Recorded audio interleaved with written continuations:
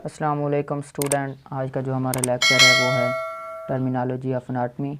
आज हम इसके बारे में पढ़ेंगे। तो आप सबसे पहले अपना कापी पेंसिल निकाल लें और साथ साथ में अपने नोट्स साथ। तो हमारे पास जो सबसे पहली टर्म आती है वो है वेंट्रल या interior. In which terminology the parts of body is present in front और नियर टू द एब्डोमेन। ये इंटीरियर जो है, इसमें उसके कहने का मतलब ये है कि हमारे जो बॉडी पार्ट्स होते हैं वो हमारे फ्रंट साइड के करीब करीब होते हैं, नियर टू द फ्रंट या नियर टू द एब्डोमेन, या फिर पेट के करीब करीब होते हैं या फिर फ्रंट की जानिब होते हैं, यानी हमारे बॉडी के सामने वाली साइड पे, जैसा कि आप इसकी इमेज में देख रहे हैं। ये वेंट्रल लिखा हुआ है, ventral and dorsal term used for body cavity. Number 2 पे आता है डोर्सल। तो उसकी कहने का मतलब ये है कि ये जो है वेंट्रल या डोर्सल टर्म है, ये बॉडी कैविटी के लिए इस्तेमाल की जाती है। इंटीरियर और पोस्टीरियर को आप देख लें। नंबर 2 पे आता है डोर्सल या posterior. In which terminology the parts of body is present near to the back side is called dorsal या पोस्टीरियर। इस टर्मिनोलॉजी में जो हमारे बॉडी पार्ट्स होते हैं वो मौजूद होते हैं near to the back side, वो हमारे बैक की जानिब होते हैं, यानी कि फ्रंट। इंटीरियर में जब वो बात करेगा तो उसमें फ्रंट आएगा और एब्डोमेन को आप ज़हन में रखेंगे, और जब डोर्सल या पोस्टीरियर की बात करेगा तो उसमें आप बैक की जानिब, ये बात ज़हन नशीन कर लें कि आप वो टर्म जिसमें हमारे बॉडी पार्ट्स बैक साइड जानिब मौजूद होते हैं वो कहलाते हैं डोर्सल या पोस्टीरियर, जैसा कि स्केच में नज़र आ रहा है आपको। नंबर 3 पे आता है superior. In which terminology the parts of the body which is present toward the upper side is called superior. इस टर्मिनोलॉजी में हमारे जो बॉडी पार्ट्स होते हैं वो प्रेजेंट होते हैं, मौजूद होते हैं टूवर्ड द अपर साइड, यानी कि ऊपर वाली जानिब, यानी कि कोई एक रेफरेंस पॉइंट होता है। फॉर एग्जांपल वो रेफरेंस पॉइंट दे देता है कि एब्डोमेन के हिसाब से जो है स्कल वो सुपीरियर है। अगर लेग की बात करें तो वो इन्फीरियर आएगा, वो इस तरह जैसे कि आप इमेज में देख रहे हैं। नंबर 4 पे आता है inferior. The parts of body which is present toward the lower side is called inferior. वो हमारे बॉडी पार्ट्स जो नीचे की जानिब मौजूद होते हैं, lower side, is called inferior, वो इन्फीरियर कहलाते हैं। यानी सुपीरियर की जब बात करेगा तो वो ऊपर की जानिब होगा, और इन्फीरियर की जब बात करेगा तो वो रेफरेंस पॉइंट से नीचे की जानिब होगा। नंबर 5 पे आता है lateral. In which terminology the parts of the body away from the medial line. इस टर्मिनोलॉजी में उसके कहने का मतलब ये है कि मीडियल लाइन से जो पार्ट्स कुछ फासले पे मौजूद होते हैं वो कहलाते हैं लेटरल, यानी कि जो हमारे बॉडी पार्ट्स मीडियल लाइन के थोड़ा फासले पे मौजूद होंगे वो लेटरल कहलाएंगे। जिस तरह के आप इसका फ़ोटो में देख रहे हैं कि किस तरह लेटरल है कौन से, जैसा कि आपने देखा सुपीरियर कहाँ पे वाक़या है, इन्फीरियर कहाँ पे वाक़या है, इसी तरह वेंट्रल कहाँ पे वाक़या है, डोर्सल कहाँ पे वाक़या है, इस तरह। नंबर 6 पे आता है हमारे पास medial. In which terminology the parts of the body is present near to the medial line is called medial. इस टर्मिनोलॉजी में उसके कहने का मतलब ये है कि वो बॉडी पार्ट्स जो मौजूद होते हैं हमारे मीडियल लाइन के करीब करीब, यानी कि मीडियल लाइन के जो पार्ट्स करीब होते हैं वो कहलाते हैं मीडियल। नंबर 7 पे आता है medial line. The line which divide the body into 2 equal main left and right parts is called medial line.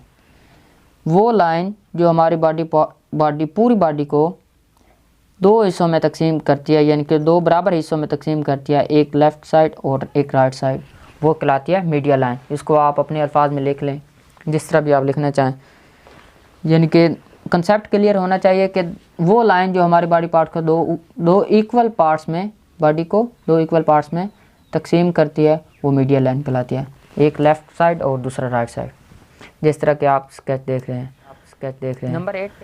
Number 8 पे आता है deep. Any parts of the body which is away from the superficial is called deep. किसी भी part की जब deep की बात करेगा तो कोई भी पार्ट जो हमारा सरफेस एरिया से फासले पे वाक़ होगा वो कहलाएगा डीप। यानी कि उसके कहने का मतलब ये है कि डीप की जब बात करेंगे कि वो डीप का मतलब ये है कि वो हमारी स्किन से सरफेस एरिया से ले रहा है। जो हमारा आउटर बैरोनी जाने पार्ट्स होंगे वो डीप नहीं कहलाएंगे, जो इनर पार्ट होंगे वो डीप कहलाएंगे।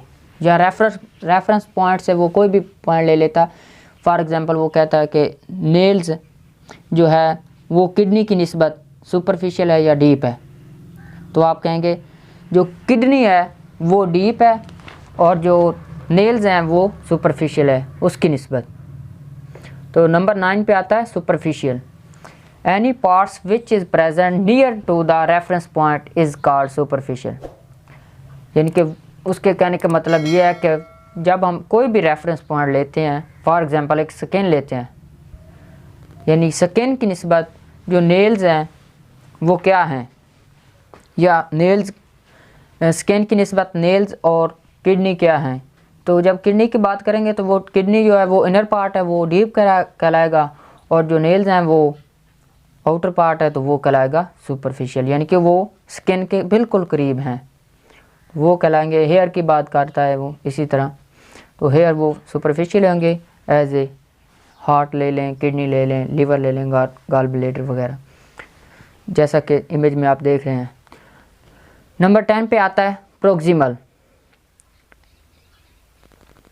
और नंबर 11 पे आता है डिस्टल। डिस्टल को हम बाद में देखते हैं, तो प्रोक्सिमल पहले देख लेते हैं। In which the parts of the body which is present nearer to the medial line and nearer to the trunk. ये TRUNC है, ये T नहीं है, तो ये आप ठीक कर लें। हम देख रहे थे प्रोक्सिमल नंबर 10 पे। In which the parts of the body which is present near to the medial line and near to the trunk. इस टर्मिनोलॉजी में उसके कहने का मतलब ये है कि वो बॉडी पार्ट्स जो प्रेजेंट होते हैं, मौजूद होते हैं near to the medial line and near to the trunk. इसमें 2 वर्ड हैं। पहले हमने एक नंबर 6 पे पढ़ा था मीडियल, तो मीडियल में ये आता था कि वो बॉडी पार्ट्स जो नियर होते हैं मीडियल लाइन के वो कहलाते हैं मीडियल। तो इस बात को आपने ज़हन में रखना है, ये दोनों को मिक्स नहीं करना आपस में, वरना आपका जो क्वेश्चन है वो गलत हो जाएगा, तो आप अपने नंबर ज़ाया कर बैठेंगे। तो इस बात को आप ज़हन में रखें कि प्रोक्सिमल की जब आप बात करेंगे वो आएगा in which the parts of the body which is present near to the medial line and near to the trunk. यानी कि जो पार्ट्स हमारे मीडियल लाइन के करीब होते हैं और ट्रंक के करीब होते हैं वो कहलाते हैं प्रोक्सिमल। और नंबर 11 पे आता है डिस्टल। ये जो हैं ये ऑपोजिट होते हैं प्रोक्सिमल के, तो ये इसको आप अपने अल्फाज में लिख सकते हैं in which the parts of the body which is away near to the medial line. Away from, near नहीं आएगा, इसमें आएगा away from the medial line and away from the trunk. यानी वो हमारे बॉडी पार्ट्स जो मीडियल लाइन से दूर होंगे और ट्रंक से दूर होंगे वो कहलाएंगे डिस्टल।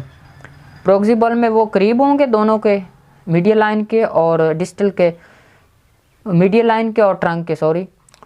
तो डिस्टल की जब हम बात करेंगे तो उसमें वो आएगा कि ये अवे होंगे, कुछ फासले पे होंगे ट्रंक से भी और मीडियल लाइन से भी, जैसा कि आप इसका स्केच देख रहे हैं साथ में।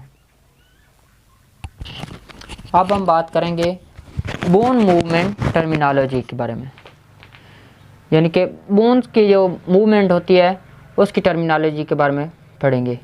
तो सबसे पहले हमारे पास आती है angular movement. Angular movement described according to the direction in which the movement take place, for example flexion या एक्सटेंशन। एंगुलर मूवमेंट का मतलब ये है कि movement described according to the direction, यानी कि अकॉर्डिंग टू द डायरेक्शन जो movement होगी, in which the movement take place, जो मूवमेंट उसमें हो रही है उसके बारे में हम आपको बताएंगे कि वो एंगुलर मूवमेंट कहलाएगी। नंबर 1 पे आता है flexion, in which bending, it is the bending movement of body parts in which angle between to bones decrease. उसके कहने का मतलब ये है कि फ्लेक्शन में यहाँ पे आपको समझ लग जाएगी कि एंगुलर मूवमेंट क्या होता है, कि बाइंडिंग मूवमेंट, बाइंड, जैसा कि आप देख रहे हैं कि ये आपको हम स्केच दिखाएंगे कि binding movement in which angle between two bone decrease, यानी कि हमारे बॉडी पार्ट्स की मूवमेंट है जिसमें एंगल जो है बोन्स के दरमियान डिक्रीज हो रहा है, वो कहलाएगा फ्लेक्शन। नंबर 2 पे आता है extension, it is the extending movement of body parts in which angle between two bone increase. तो ये फ्लेक्शन की निस्बत ये अपोजिट होगा कि इस मूवमेंट में जो हमारे बॉडी पार्ट्स होते हैं वो इस तरह मूव करते हैं कि जो हम टू बोन्स के दरमियान जो होता है एंगल वो इंक्रीज होता है, जैसा कि आप इमेज देख रहे हैं। नंबर 3 पे आता है adduction, in which the body parts move toward the medial line, यानी कि इसमें हमारे जो बॉडी पार्ट्स होते हैं मीडियल लाइन की जानिब हरकत करते हैं। और नंबर 4 पे आता है adduction, in which movement the body parts move away from the medial line. Adduction में था toward the medial line, and abduction जो है ये उसके अपोजिट है। ये वर्ड एक दूसरे के सेम है, मिलते जुलते हैं, इसको आपने ज़हन-नशीन कर लेना है कि मिक्स ना हो। एडक्शन की बात करें तो वो टूवर्ड द मीडियल लाइन, जब अबडक्शन की बात हो तो वो away from the medial line. अब हम आपको बताते हैं कुछ ये टर्मिनोलॉजी के बारे में कि कौन सी टर्मिनोलॉजी कहाँ पे वाक़ है और किसका किसके साथ क्या ताल्लुक़ है। तो सबसे पहले जो है वो एक्सटेंशन आती है, एक्सटेंशन और फ्लेक्शन, ये आप पीछे पढ़ चुके हैं, ये उसी का एक प्रैक्टिकल है। अगर आप स्ट्रेट हालत में खड़े हैं तो वो फ्लेक्शन है, अगर आप मूवमेंट कर रहे हैं तो वो एक्सटेंशन है। यानी कि फ्लेक्शन और एक्सटेंशन में ये एंगल का ही सिर्फ फ़र्क होता है, एंगल डिक्रीज़ या इंक्रीज़ हो रहा है दोनों में। तो आप आर्म की जो है वो फ्लेक्शन देख लें, आर्म की जो आप ऊपर की जानब करेंगे तो वो फ्लेक्शन कहलाएगा, अगर आप स्ट्रेट हालत में रखेंगे तो वो एक्सटेंशन कहलाएगा। अब नंबर 3 पे आता है हाइपर एक्सटेंशन। हाइपर एक्सटेंशन ये आप देख लें, अगर आप स्ट्रेट में खड़े हैं और आप पीछे की जानब जो है हरकत कर रहे हैं, बाजू को हरकत कर रहे हैं या टांग को हरकत करा रहे हैं, तो वो कहलाएगी हाइपर एक्सटेंशन। इस बात को आप जहन में रख लें कि जब आप बाजू को पीछे की जानब, यानी कि आप एनाटॉमिकल पोजीशन में खड़े हैं और फ्रंट की जानब आप हरकत करेंगे तो वो कहलाएगा फ्लेक्शन। अगर आप स्ट्रेट हालत में आ जाएंगे तो वो कहलाएगा एक्सटेंशन। अगर आप बैक की जानब हरकत करेंगे तो वो कहलाएगा हाइपर एक्सटेंशन। ये था हाइपर एक्सटेंशन आर्म की। अब हम आपको बैक की बताते हैं कि फ्लेक्शन कहाँ पे होती है, एक्सटेंशन कहाँ पे होती है और हाइपर एक्सटेंशन कहाँ पे होती है। ये आप स्केच देख लें, जिस तरह स्केच में उसने बताया हुआ है कि फ्लेक्शन, टांग की जो फ्लेक्शन है वो आप ऊपर की जानब हरकत करेंगे, और एक्सटेंशन में जो है वो आप स्ट्रेट हालत में खड़े होंगे, और जो हाइपर एक्सटेंशन है उसमें आप पीछे की जानब हरकत करेंगे। इसी तरह उसने नीचे भी वही बताया कि फ्लेक्शन कहाँ पे है और एक्सटेंशन कहाँ पे है, नीचे की जानब जो उसने पीछे की जानब हरकत की है। तो अब हम आपको हाइपर एक्सटेंशन जो है हेड की बताएंगे। ये जिस तरह स्केच में उसने दिखाया कि हाइपर एक्सटेंशन जो है हेड को पीछे की जानब हरकत कर रहा है और फ्लेक्शन आगे की जानब है, और एक्सटेंशन में आप स्ट्रेट खड़े हैं। इसी तरह नंबर 7 पे जो है 7 नंबर स्केच पे, उस पे आप देख लें एक नई टर्मिनोलॉजी आपको नज़र आ रही है, डोर्सिफ्लेक्शन और प्लांटर फ्लेक्शन। इसमें एक पाँव की हरकत है फुट की, आप उसको देख लें। आप जब प्रैक्टिकल करें 1-2 बार तो आपको ये बात समझ में आ जाएगी और इसको ज़हन नशीन कर लें। इसके बाद हम आपको कुछ और दिखाते हैं दूसरा स्केच। तो इसमें आप देख लें कि कौन सी टर्मिनोलॉजी की क्या हरकत है और कहाँ पे वाक़ है। एक्सटेंशन है, फ्लेक्शन है, हाइपर एक्सटेंशन है। ये हाथ की है, हैंड की। जब हैंड आप सीधा हालत में रखेंगे तो वो एक्सटेंशन हो जाएगा, अगर आप नीचे की जानिब हरकत करेंगे तो वो एक्शन हो जाएगा, अगर आप ऊपर की जानिब हरकत करेंगे तो वो हाइपर एक्सटेंशन कहलाएगा। इसकी आप जो है प्रैक्टिकल करें, पढ़ते भी जाएं और साथ में आप ये अपना प्रैक्टिकल भी परफॉर्म करते जाएं और आपको बात समझ आती जाएगी। इस तरह इधर आता है अल्नर फ्लेक्शन। ये भी एक सिंपल सी मूवमेंट है।